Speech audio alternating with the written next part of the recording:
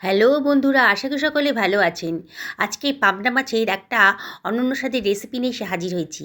এটা হোটেল রেস্টুরেন্টে কিনতে গেলে কিন্তু অনেক টাকা খরচ পড়ে যাবে, আর আপনি এটা অল্প খরচেই বাড়িতেই বানিয়ে ফেলতে পারবেন। যে খাবে না সে তো অবাক হয়ে যাবে যে এত সুন্দর একটা টেস্টি রেসিপি বাড়িতেই বানানো হয়েছে। চলুন তাহলে কথা না বাড়িয়ে আমরা রান্নাটা শুরু করে দিই। এখানে আমি কতগুলো পাবদা মাছ নিয়ে নিয়েছি, আগে থেকে ধুয়ে পরিষ্কার করে রেখে দিয়েছি। এগুলোকে আমি সরিয়ে রাখছি। আপাতত একটা মশলা বানিয়ে নেব। আমি একটা পেঁয়াজ নিয়ে নিয়েছি মাঝারি সাইজের। পেঁয়াজের খোসাটা কেটে বাদ দিয়ে দেব, আর পেঁয়াজটাকেও একটু রাফলি কেটে নিচ্ছি। পেঁয়াজটাকে মিক্সার গ্রাইন্ডারের ভেতর দিয়ে দিলাম, আর এর ভেতরে আমি দিয়ে দিচ্ছি 1 ইঞ্চি পরিমাণ আদা কুচি, কতগুলো রসুনের কোয়াও দিয়ে দিলাম। এবারে এর ভেতর দিয়ে দিচ্ছি 2খানা কাঁচা লঙ্কা, আর বেশ খানিকটা ধনেপাতা হাত দিয়ে কেটেই হাত দিয়ে ছিঁড়েই দিয়ে দিলাম। আপনাদের কাছে যদি পুদিনা পাতা থাকে তাহলে দিয়ে দিতে পারেন, আমার কাছে ছিল না, আমি ধনেপাতা দিয়েই করছি। এবারে আমি এটাকে গ্রাইন্ড করে নেব, জল ছাড়াই গ্রাইন্ড করে নিতে হবে। দেখুন কত সুন্দর একটা গ্রিন কালারের পেস্ট তৈরি হয়ে গেছে। এবার পাবদা মাছের মধ্যে এই গ্রিন কালারের পেস্টটা দিয়ে দিচ্ছি, মশলার পেস্টটা আর কি, পুরো পেস্টটাই আমি এর ভেতরে দিয়ে দেব। এবার আমি এর ভেতর দিয়ে দিচ্ছি 1 টেবিল চামচ পরিমাণ লবণ, 1/2 টেবিল চামচ মতো লঙ্কার গুঁড়োও এর ভেতরে দিয়ে দিচ্ছি। একটু ঝাল ঝাল হলে খেতে ভালো লাগবে। এবার সমস্ত মশলাটা মাছের গায়ে খুব ভালো করে মাখিয়ে নিতে হবে। প্রতিটা মাছের সঙ্গেই কিন্তু মশলাটা যাতে ভালো করে মাখানো হয়ে যায় সেদিকে খেয়াল রাখবেন। খুব ভালো করে প্রতিটা মাছকে ধরে ধরে আমি মশলার সাথে কোট করে দিচ্ছি। দেখুন আমি কীভাবে করছি। বন্ধুরা, রেসিপিটা বানানো কিন্তু একেবারেই সোজা, আর এর টেস্ট কিন্তু একেবারেই দুর্দান্ত। ভীষণ দামি একটা রেসিপি আপনারা বাড়িতেই কত সহজে তৈরি করে ফেলতে পারবেন। এই ভিডিওটা আপনারা শেষ পর্যন্ত দেখুন, তাহলেই বুঝতে পারবেন। দেখুন কত ভালো করে মাছের গায়ে মশলাটা মাখানো হয়ে গেছে।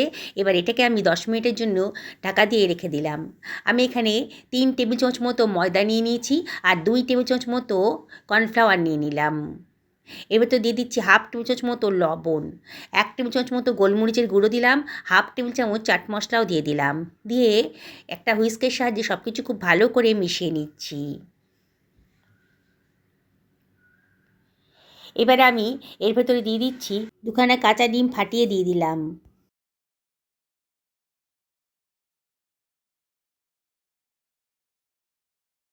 এবার ডিমটাকে ভালো করে একটা হুইস্কের সাহায্যে ফেটিয়ে নিচ্ছি। ডিম, ময়দা আর কর্নফ্লাওয়ারটাকে খুব ভালো করে মিশিয়ে নেব। বোঝাই যাচ্ছে আমার একটু জলের প্রয়োজন আছে, তবে আজকে আমি জল দেব না। আজকে আমি দুধ দিয়ে ব্যাটারটা গুলে নেব।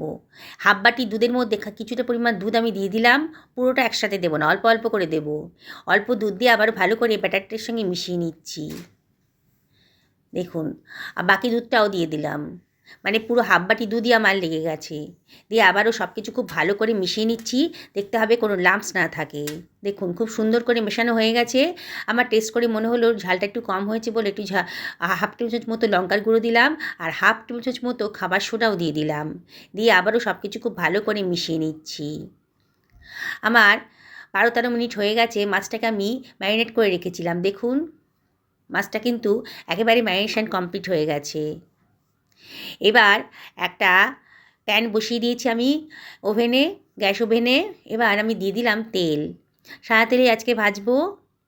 এবার ব্যাটারের মধ্যে পাবদা মাছের পিসটাকে আমি ভালো করে চুবিয়ে নিচ্ছি। দেখুন এপিঠ ওপিঠ ভালো করে ব্যাটারের মধ্যে চুবিয়ে এবার গরম তেলে আমি দিয়ে দিলাম। গ্যাসের ফ্লেমটা মিডিয়াম টু হাইতে রেখেছি। এইভাবে যতগুলো আটবে আমার প্যানের ভিতরে ততগুলোই দেবো, একসঙ্গে বেশি দেবেন না, তাহলে একটার সঙ্গে একটা লেগে কিন্তু ভেঙে যেতে পারে। পাবদা মাছ কিন্তু ভীষণই নরম।